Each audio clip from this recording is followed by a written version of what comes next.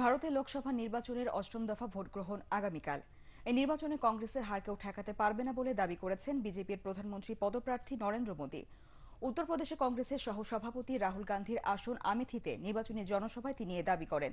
এ সময় গান্ধী পরিবারের কঠোর সমালোচনা করেন তিনি। পরে রাহুলের বোন প্রিয়াঙ্কা গান্ধী অভিযোগ করেন নরেন্দ্র মোদী তার বাবা ও সাবেক ভারতীয় প্রধানমন্ত্রী রাজীব গান্ধীকে অপমান করেছেন।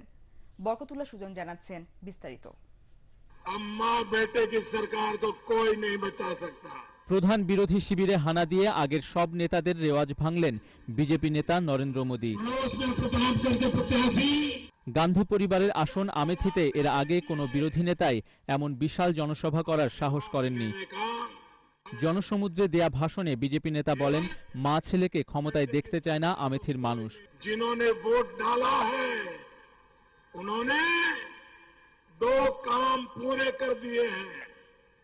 एक, मां बेटे की এদিকে দেশের জন্য প্রাণ উৎসর্গকারী রাজীব গান্ধীর অপমান আমেথির মানুষ মেনে নেবে না বলে মন্তব্য করেছেন প্রিয়াঙ্কা গান্ধী। ব্যালটের মাধ্যমে বিজেপি এর উপযুক্ত জবাব পাবে বলেও জানান তিনি। বিশ্লেষকরা বলছেন, আমেথিতে এবার শক্ত ত্রিমুখী লড়াই হবে।